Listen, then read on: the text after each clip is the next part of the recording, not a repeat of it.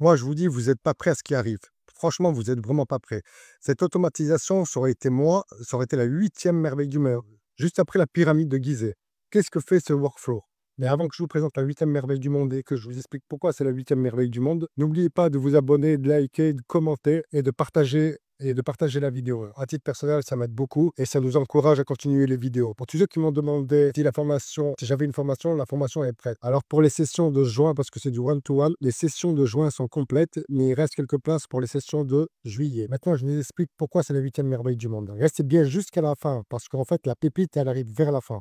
Ce workflow, vous allez chatter avec lui sur Telegram. Vous allez lui dire, crée-moi un devis pour tel client et telle prestation. Il va vous créer un devis. Il y a pas de, il va récupérer tous les éléments qu'il a besoin pour créer un devis dans la table des clients, dans la table société, dans la table prestation. Il va envoyer tout ça. Il va créer le devis. Il va créer un devis sur la table, dans la table Airtable. Il va récupérer les données de la table Airtable et c'est là où ça devient hyper intéressant. Il va créer une page dynamique sur votre site internet avec le devis dedans. Et après, il va vous envoyer un email. On va commencer. Je vais lui demander un devis. Donc là, il y a Telegram. Je déclenche le workflow. Donc là, il transcrit, il récupère les informations dont il a besoin.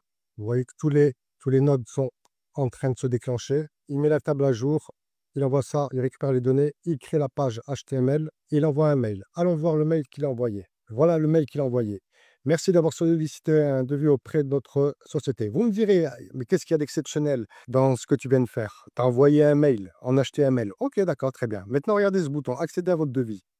Il m'a créé dynamiquement, vous voyez l'URL, il m'a créé dynamiquement une URL. Et là, il y a tout le devis en HTML.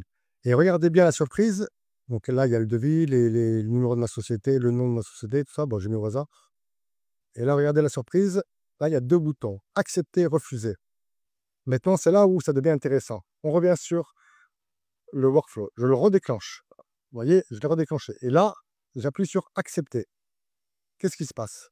Il y a le deuxième workflow qui se déclenche. Donc là, qu'est-ce qu'il va faire? Il va récupérer toutes les données du devis, il va créer une facture, il va effacer l'URL du site. Là et là, il va effacer l'URL du site. Il va envoyer un email avec la facture en PDF, ici, ici.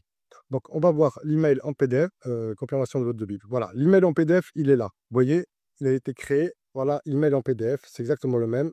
On revient ici. Maintenant, qu'est-ce qu'il a fait? Ici, il a créé avec un autre template, c'est plus le devis, parce que le devis a déjà été accepté. Donc, il a créé avec un template de facture, il a créé une facture. Il a copié le template pour ne pas toucher au template.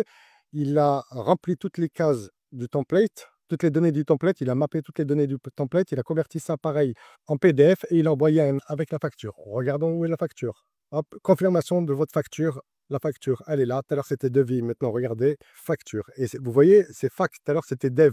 Là, c'est facture. Alors, dites-moi, c'est pas la huitième merveille du monde, cette automatisation-là? Vous chattez avec Telegram, il vous crée un devis. Si le devis est accepté, il crée une facture. Il vous crée tout ça dans une page, dans une URL dynamique.